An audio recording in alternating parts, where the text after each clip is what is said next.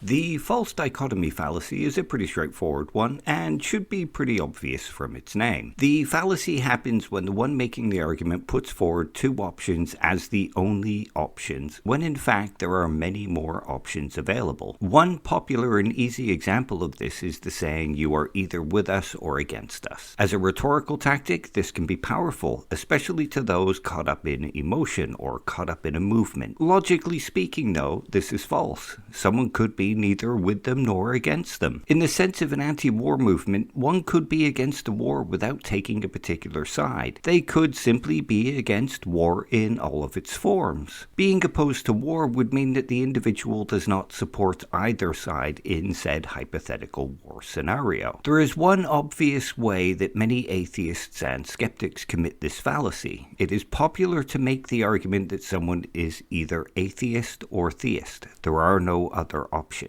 This is generally due to the idea that an atheist is simply not a theist. So if you are not a theist, then you are an atheist, which makes sense in light of the way that they are defining these terms. However, this is still a false dichotomy because there are many other options available. One could simply use the terms in different ways and identify by other definitions. One could be agnostic or ignostic. While the one who holds to this simple dichotomy might classify the agnostic or ignostic as atheist, it does not mean that the agnostic or ignostic must adopt the same position, meaning that the atheist versus theist dichotomy is a false dichotomy when argued that someone else must adopt it. So, to put it simply, a false dichotomy fallacy is committed when two options are presented as the only options when more than two options are available. It's also known as the black and white fallacy, when arguing that something is either black or white, but there are actually many other shades of gray or even colors available. This is an error in reasoning, though one should be wary of accusing others of committing this fallacy because there are times, such as in a logical knot, that there truly are only two available options, such as something is either X or not X.